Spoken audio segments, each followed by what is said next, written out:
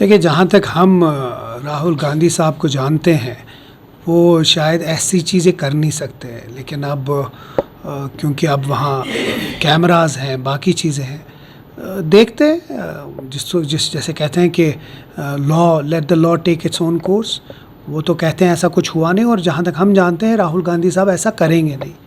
But क्योंकि अब MPs ज़ख्मी हैं और हॉस्पिटल में हैं, देख लें जो वहाँ अगर कोई इन्वेस्टिगेशन होगी उसी में पता चलेगा। सर, डुअल पावर सिस्टम पे अक्सर वैसे तनकीद का निशाना आपको बनाया जा रहा है, बट रिसेंटली जो 2 ऑर्डर्स आए हैं खासकर हाउसिंग बोर्ड के ताल्लुक से अगर बात करें तो फिर से लगा ये कि उमर अब्दुल्ला को बाईपास किया गया है, तो इसे कैसे? देखिए, किसी भी सिस्टम में, किसी भी डिपार्टमेंट या किसी भी गवर्नमेंट में ड्यूअल पावर सिस्टम कभी चलेगा नहीं, और वो हमेशा अनसक्सेसफुल रहेगा और लोगों के जो मुश्किलात हैं वो बढ़ते रहेंगे। हम ये समझते हैं कि जम्मू कश्मीर के लोगों ने एक भारी अक्सरियत से अपनी चुनिंदा सरकार लाई है, और उस चुनिंदा सरकार ने अपने पहले जो कैबिनेट मीटिंग में रेजोल्यूशन पास किया कि स्टेटहुड, फुल स्टेटहुड रेस्टोर होना चाहिए, और वही रेजोल्यूशन इस मुल्क के वज़ीर आज़म को दिया है। सुप्रीम कोर्ट की एक क्लियर कट डायरेक्शंस है कि जल्द से जल्द जो यहाँ जम्मू कश्मीर है उनके अवाम को उनका स्टेटहुड वापस रेस्टोर होना चाहिए, और वो डायरेक्शन है, और वो डायरेक्शन छोटी चीज़ नहीं है। और तीसरी चीज़ जो बहुत अहम है वो ये है कि सुप्रीम कोर्ट का जो रेजोल्यूशन है, और जो प्राइम मिनिस्टर हैं इस मुल्क के, उनने क्लियरली वादा किया है कि जम्मू कश्मीर के लोगों को हम इलेक्शन के बाद जल्द से जल्द स्टेटहुड देंगे। तो हम ये उम्मीद करते हैं कि जल्द से जल्द हमें स्टेटहुड मिल जाए, ताकि ये जो डुअल पावर सेंटर है ये ख़त्म हो जाए, और लोगों के जो मसाइल हैं वो उनका जो रेड्रेसल हो वो जल्द से जल्द हो। तो जहाँ तक अभी है, देखिए यूटी है, हम समझ सकते हैं प्रॉब्लम्स हैं, लेकिन हम कोशिश कर रहे हैं कि जितना भी कम प्रॉब्लम्स लोगों को फेस करना पड़े वो हो, और लोगों के जो आवाम के जो काम है वो जल्द से जल्द हो। लेकिन इसके साथ साथ हम ये भी रिक्वेस्ट करते हैं, अपील करते हैं हुकूमत हिंद से कि जल्द से जल्द जम्मू कश्मीर के लोगों को, उनके आवाम को उनका जो स्टेटहुड है वो रेस्टोर किया जाए। सर, वज़ीर आला हाल ही में वज़ीर आज़म से भी मुलाकात करके आए हैं, तो क्या कुछ रिस्पांस मिला उनकी जानिब से? देखिए, जब उमर साहब ने हमारे वज़ीर आज़म से मीटिंग की है, एक पॉजिटिव एटमॉस्फेयर में रही है। कोशिश करेंगे, जिस तरह उमर साहब ने कहा है कि वो होम मिनिस्टर से फिर से मिलेंगे, और जो यहाँ के इशू वो इश्यूज़ उनके साथ डिस्कस करेंगे, वो चाहे स्टेट हो, ड्यूअल पावर सेंटर या बाकी चीज़ें भी जो हैं, क्योंकि जम्मू कश्मीर के बहुत सारी चीज़ें हैं जो एमएचए खुद हैंडल कर रहे हैं। उम्मीद करते हैं कि जल्द से जल्द लोगों की जो मैंडेट है उसकी कदर किए करके जल्द से जल्द लोगों के जो मसाइल हैं उनको हल हो जाए। मरकज़ी सरकार ने जो बेशतर राशन कार्ड्स मनसूख किए हैं, इस पर वहीद परा ने अभी यहाँ की हुकूमत को तनकीद का निशाना बनाते हुए जवाब तलब किया है, और कहा है कि जहाँ राशन इजाफी राशन देने की बात की जा रही थी, वहाँ तो अब दिया जो जा रहा था वो भी कट किया जा रहा है। पीडीपी उनकी जो सदर है उनका, और जो उनके जो ये लोते 1-2 एमएलएज हैं, उनका सिर्फ एक काम है कि कोई छोटे इशू को बड़ा इशू बना के तनकीद करना।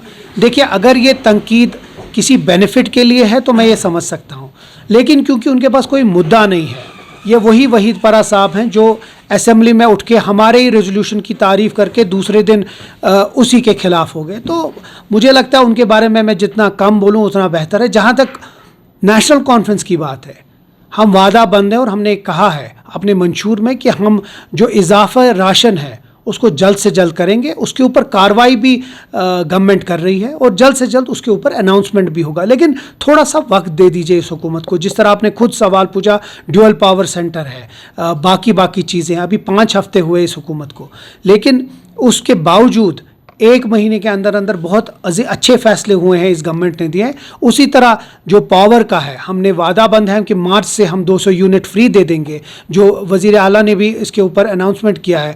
जो फ्री राशन है उसके ऊपर भी बहुत जल्दी उसके ऊपर डिसीजन होगा, और आप लोगों के साथ हम वो बात शेयर करेंगे। सर, हालिया जो उमर साहब ने यहीं से वो बात नहीं की, उनसे सवाल पूछा गया कि ईवीएम के बारे में कुछ पार्टीज़ या खासकर कांग्रेस इसके ऊपर बात रही है।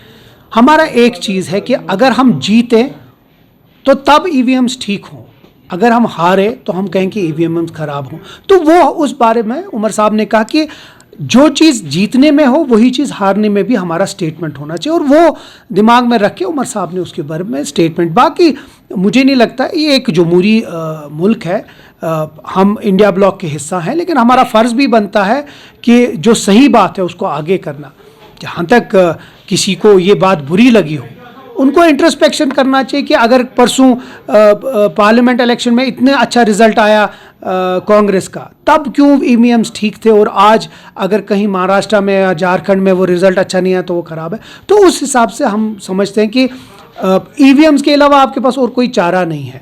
तो जहाँ तक ईवीएम्स है, यहाँ या तो कोई प्रूव कर दे कि ये एक्चुअली में कहीं खराबी है, हवा में बात करने से शायद इसका फैसला होगा। हमारा एक मुद्दा था वो हमने क्लियर कर दिया। सर, होम मिनिस्टर जो सिक्योरिटी या वो देखिए, यूटी के अंदर अभी भी जो लॉ एंड ऑर्डर है और जो होम डिपार्टमेंट है वो एमएचए खुद हैंडल करता है, वो एलजी के हद इख्तियारात में है। हम भी नहीं चाहते हैं कि हम उस हद इख्तियारात को या उस बाउंड्री को क्रॉस करें, क्योंकि वो डायरेक्टली यूटी के अंडर एमएचए में आता है। उसी तरह हमारे अपने डिपार्टमेंट से हम भी नहीं चाहते हैं कि कोई भी हमारे उस दायरे में अंदर घुसे। अभी जब तक यूटी है तब तक तो एमएचए और एलजी के हाथ में है।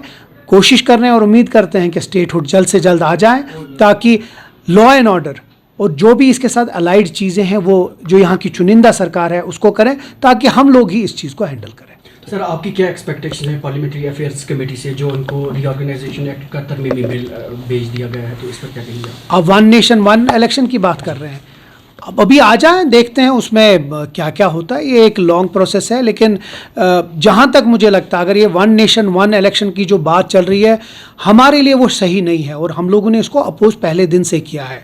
क्योंकि रीजनल जो पॉलिटिक्स है, रीजनल जो इश्यूज़ होते हैं, मैं जम्मू कश्मीर की बात लेता हूँ, अगर वन नेशन वन इलेक्शन होता है तो जम्मू कश्मीर के जो इश्यूज़ है वो बैक बर्नर पे आ जाएंगे, जो नेशनल इश्यूज़ हैं वो सेंटर स्टेज ले जाएंगे।